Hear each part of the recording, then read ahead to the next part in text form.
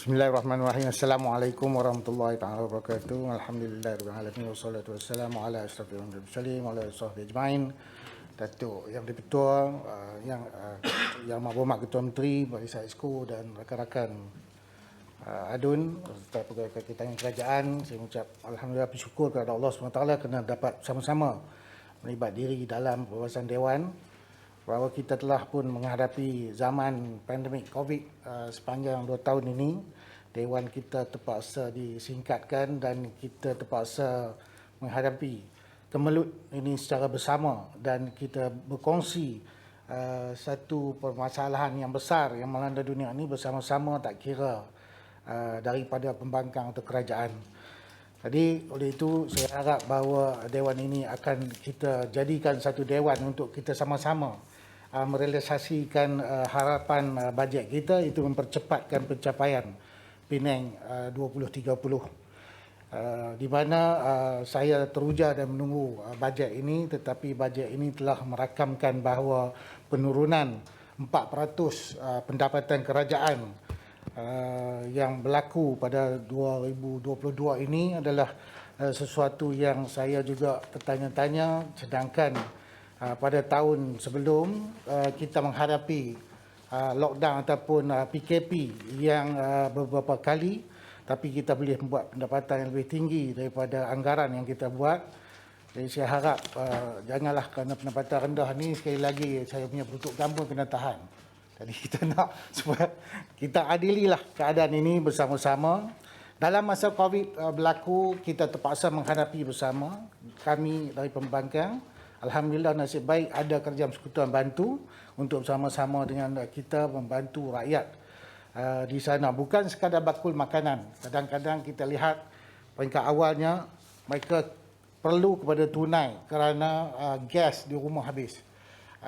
Ini yang penting bagi kita, dan kita harap bahawa bajet ini janganlah kita sekadar menumpang kasih, mengharap ihsan saja, tapi kita kena berusaha seperti kawan-kawan yang kita minta, supaya kerajaan negeri melihat prospek-prospek lain yang boleh menambahkan pendapatan kepada kerajaan dalam merealisasikan pencapaian kita Penang 2030 ini.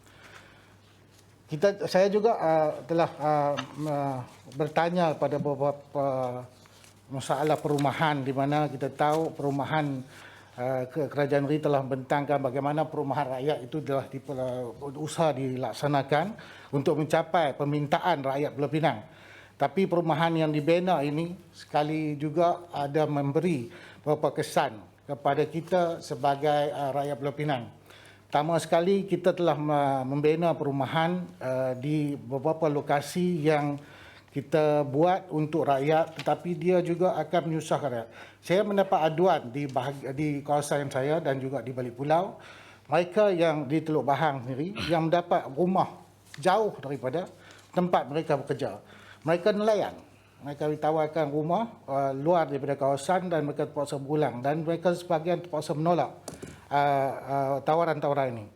Begitulah juga rumah kerja yang heboh juga, walaupun bayar lepas Batu Maung tak berani nak bangkang, nak bantah. Kita bukan bangkang dan bantah saja, kita mesti mengambil konsep seperti mana persekutuan lakukan. Kalau rumah jururawat dibuat di hospital, kalau rumah polis dekat dengan balai, kalau rumah pekerja buatlah di dalam kilang, supaya dia akan mengurangkan risiko-risiko lain yang berlaku. Oleh kerana rumah yang jauh daripada penempatan, kita lihat sekarang ini keadaan jam. Tambah lagi di luar di waktu hari ini, selepas PKP ini, kita lihat kita terpaksa mengambil masa bagi orang melintasi pulau dan tanah usaha ini 1 jam hingga ke 2 jam.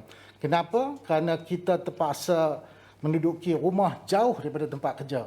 Jadi perancangan kepada pembinaan rumah ini perlu dilihat kepada kesan-kesan lain yang boleh kita pastikan dia tidak berlaku. Limpahan parking kereta yang menyebabkan jalan-jalan utama yang kita guna hari ini di belah malamnya itu terpaksa kita berhati-hati sebab letak kereta telah mengambil laluan-laluan utama. tambahan lagi kawasan-kawasan rumah pangsa atau flat yang berlaku di sana. Dan dalam beberapa soalan tadi, dalam kita berbincangan sepanjang Dewan ini, kita juga telah dimaklumkan bahawa Pulau Pinang adalah nombor 2 limpahan ataupun lebihan pembakalan rumah.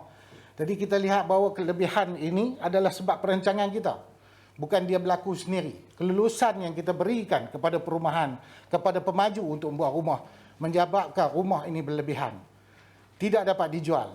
Jadi satu lagi, yang keduanya, kalau kita harapkan kepada spekulasi harga sebagai penyelesaian masalah untuk rumah ini turun, kita bagi banyak, mungkin kerajaan negeri bagi, sebab nak pastikan harga rumah tu berlaku ketentuan harga atas spekulasi harga.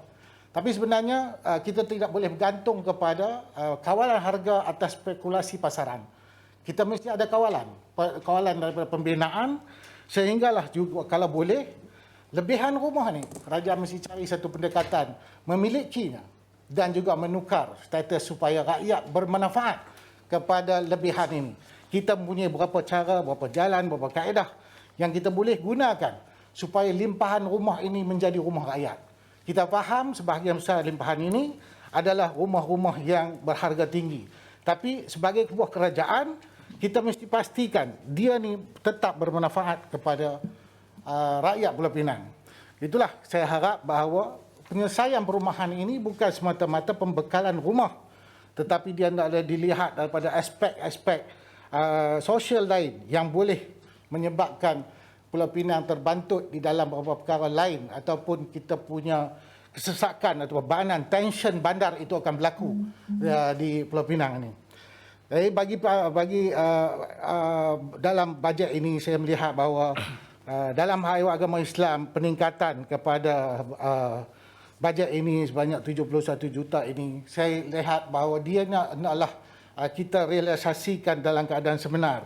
Sebab kita faham bahawa dalam bajet agama Islam ini, guru kafar masih lagi kerajaan negeri support RM50.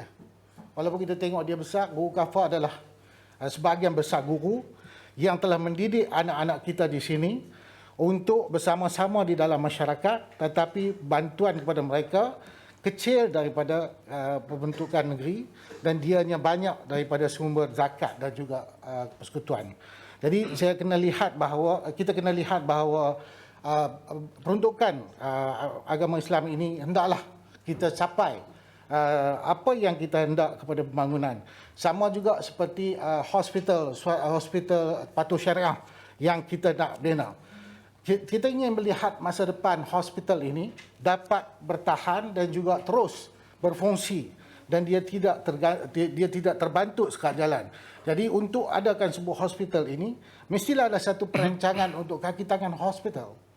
Di manakah perancangan kita untuk mendapatkan tenaga pakar kita yang akan beroperasi di hospital ini? Apa perancangan kita? Di mana kita punya fokus untuk kita pastikan?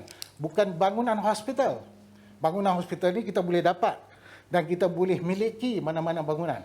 Tetapi untuk pastikan sebuah hospital ini berjalan, mestilah ada perancangan. Kita tahu ada peruntukan pendidikan atau beasiswa kepada pelajar kita dalam medik yang kita bagi walaupun kecil, tetapi untuk memastikan sebuah hospital swasta ini berdiri, dia mesti ada perancangan pemilikan kaki tangan jangka panjang yang baik supaya hospital ini menjadi realiti dan dia berfungsi dan manfaat untuk penduduk Pulau Pinang.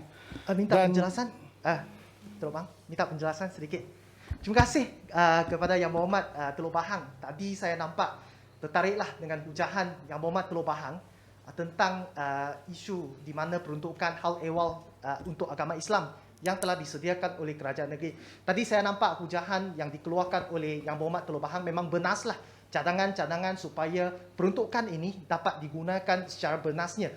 Tapi saya ingin dapatkanlah pendapat Yang Berhormat Teluk Bahang, sebab baru-baru ini pemimpin Perikatan Nasional iaitu pengerusi Gerakan Pulau Pinang telah mengkritik kerajaan negeri kerana telah memberikan peruntukan terlalu banyak kepada hal ehwal agama Islam. Jadi merupakan sebahagian daripada Perikatan Nasional, saya nak mintalah pandangan Yang Berhormat Teluk Bahang tentang hujahan-hujahan daripada parti gerakan ini yang telah mengkritik kerajaan negeri kerana memberi terlalu banyak kepada hal ehwal agama Islam. Saya minta pandangan. Terima kasih Penggalang Kota. Sebab tu saya katakan seperti hospital, kalau kita realisasikan hospital ini, saya rasa semua orang tak gaduh. Sebab dia boleh dimanfaatkan oleh semua orang. Tak kira dia parti politik ataupun agama ataupun bangsa. Sebab peruntukan ini kena dilihat bermanfaat. Bukan dilihat di atas paper. Jadi kita nak pastikan bahawa peruntukan ini dirasai oleh rakyat Pulau Pinang, tak kira dari kumpulan mana. Dan dalam hal ini juga saya ingin supaya peruntukan yang banyak ini saya dapat lihat masjid di balik pulau Botanica City yang tertangguh sejak pertukaran kerajaan dari dulu Barisan Nasional kepada kerajaan Pakatan Harapan pada yang sekarang Pakatan Harapan. Masjid ini masih tak wujud. Lebih daripada perancangan 1,000 buah rumah akan berlaku di taman ini, yang dari segi peraturannya mesti ada sebuah masjid, tapi sampai hari ini masjid itu tak berlaku. Apabila soalan saya pada sidang itu yang lepas dikemukakan, saya lihat ada satu lawatan telah dilakukan oleh pihak kerajaan ke kawasan ini, tapi tak dimaklum pun kat saya sebagai tuan rumah. Tapi tak apa, Alhamdulillah. Tapi saya nak lihat supaya peraturan dan apa yang kita bincang, apa yang kita buat dapat direalisasikan sebagai sebuah bajet atau belanjawan yang dirasai oleh rakyat. Di sana telah sampai kepada keadaan perumahan yang banyak ini menyebabkan beberapa masjid sesak dan tak dapat menampung jemaah yang hadir. Jadi Masjid Botanica City ini pun saya dimaklumkan berpindah tempat beberapa kali, dan saya juga dimaklumkan bahawa tanah ini telah pun digadai kepada bank semasa pembinaan. Dan apa tindakan kerajaan kepada mempercepatkan dan menghasilkan masjid di bawah peruntukan yang ada ini. Saya tidak melihat di dalam peruntukan dan bentang belanjawan ini bahawa perkara ini ada penyelesaiannya. Dan di situ juga saya ingin nyatakan bahawa rakyat balik pulau berhasrat untuk melihat bajet ini sebagai sebuah bajet yang boleh dirasai oleh mereka. Di sana juga, di balik pulau, di kawasan saya adalah kawasan nelayan. Kita kena yakin, kita kena faham bahawa nelayan adalah mereka yang menangkap ikan dan memberi makan kepada kita. Nelayan adalah salah satu entiti yang ada dalam masyarakat, mereka adalah penting. Dalam kita membincangkan isu PSR dan juga public transport juga, kita telah menyentuh hak nelayan, di mana sebahagian tempat mereka cari makan, kita telah ambil. Dan kita telah pun mengambil periuk nasi mereka. Jadi apa ganti kepada mereka yang kita lihat sebagai jangka panjang. Kita tahu bahawa dalam perbincangan, saya juga terlibat salah satu dari perbincangan, lebih kepada pemberian wang tunai dan juga dalam bentuk wang tunai. Jadi beberapa kali saya katakan bahawa nelayan ini perlu dibela. Mereka adalah masyarakat yang berhempas pulas dalam bahaya untuk beri makan kita, dan mereka perlu mendapat perhatian. Mereka juga dipastikan supaya dapat bersama-sama dengan Pulau Pinang sejauh mana kita maju. Saya suka mengambil contoh seperti mana selalu saya katakan. Di balik pulau, di barat daya ini, ada Sungai Ara dan Bayal Pas. Di sana ada sebuah koperasi, Tunas Muda, yang telah membangunkan kawasan hampir 1,000 ekar di kawasan sana. Dan kawasan ini telah berlaku pembangunan lebih dari 40 tahun. Dan tidak ada kita dengar rakyat di sana mengadu. Mereka dihalau, mereka terpaksa lari, terpaksa pindah. Sebab perancangan orang dulu telah meletakkan mereka sebagai salah satu daripada kelompok yang membangunkan situ. Mereka ditawarkan dengan equity. Kalau 40 tahun pembangunan di sana, mereka telah ada 3 rumah lebih. Dan bersama-sama itu, kalau jiran mereka rumah 5 juta hari ini, dia pun rumah harga 5 juta. Jadi kalau pembangunan, tambakan laut dan sebagainya ni, mengambil kira, meletakkan mereka sebagai salah satu orang pemain dalam equity pembangunan ini, saya yakin bahawa nelayan ini akan dilihat maju bersama Pulau Pinang dan mereka juga akan dijaga oleh kita.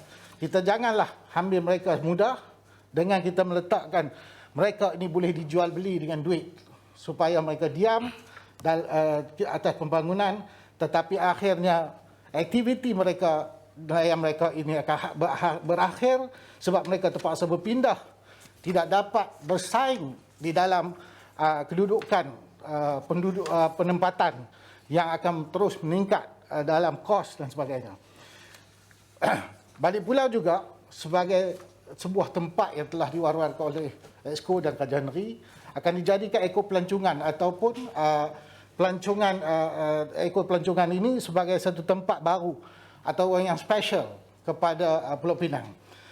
Telah dinyatakan beberapa kali bahawa dia akan tumpu sebagai tempat pelancongan ekopelancongan ini supaya rakyat boleh pilih. Kita tahu kita ada taman negara, Satih tak ada sini, dari Bagan tak ada, dia bukan tempat letak babi. Taman negara kita bukan tempat letak babi. Kita ada lebih pada, sebelum pandemik, kita telah menerima lebih pada 120,000 pengunjung taman negara kita. Sebuah taman negara terkecil di dunia dan mempunyai magnetic tasik yang paling diminati di seluruh dunia. Dan di sana kita lihat ada taman negara dan bagaimana kita memastikan taman negara ini terus menjadi hijau dan mereka tidak diceroboh. Sebab saya dimaklumkan di puncak Bukit Teluk Bahang diluluskan lagi ada beberapa projek pelancongan ataupun pembinaan tapak pelancongan yang akan memakan sebahagian daripada hutan simpan yang ada di sana. Jadi kita nak pastikan benda ini berlaku dan dari segi undang-undang, dari segi peraturan, apa yang disediakan supaya Balik Pulau ini berdiri sebagai ekopelancongan. Apakah peraturan dan apakah perancangan kita untuk memastikan hutan ataupun kebun durian ini tidak kita landa, tidak kita musnahkan. Dan kita tahu bahawa Pulau Pinang terkenal harum semerbak buah durian, tapi kita tidak membela tapak-tapak ini. Jadi kita minta supaya satu jatuhan kuasa khas ini dibentuk untuk pastikan bahawa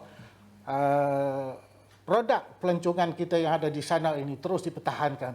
Kita ada beberapa zoo swasta di sana yang masa pandemik ni amat susah dan kita juga ada museum terdiri daripada museum hutan dan juga binatang yang diusahakan secara swasta yang perlu kepada Kajian Negeri melihat mereka sebagai satu entiti produk yang baik kepada negeri Pulau Pinang untuk kita majukan. Dan kita juga faham bahawa dalam keadaan belanjawan yang begini, bagi kami di Balik Pulau, banjir masih tetap ada. Walaupun dinaikkan taraf, banjir tetap ada. Masih ada lagi banjir bukan air hujan, tapi kami kita berdepan dengan air pasang. Banjir air pasang. Dan sebab fenomena dunia yang berlaku hari ini, tenggelam hampir 200 rumah berlaku masuk air pasang. Dan apa perancangan masa depan kita untuk pastikan perkara ini akan terus makin besar, bertambah air pasang ini, dan sampai hari ini kita belum melihat satu plan perancangan untuk pastikan bukan hujan saja, tapi air pasang laut ini tidak dilihat sebagai salah satu fenomena baru yang perlu kita tangani. Jadi saya ucap terima kasih kepada Dewan ini. Saya diminta untuk pendekkan ucapan sebab masing-masing ada urusan untuk kita penggulungan dan sebagainya. Banyak benda yang saya letak di dalam soalan-soalan saya untuk saya pastikan bahawa Dewan ini berfungsi dan saya harap bahawa sidang ini akan dapat bersidang dengan baik. Sebelum saya tutup, saya suka bagi sebuah pantun dari seberang ke Teluk Bahang singgah berkebun di Bagan. Dengan sedikit bajet dibentang, saya akan sama-sama jayakan. Sekian, wabillahi taufiq wal hidayah. Assalamualaikum warahmatullahi wabarakatuh.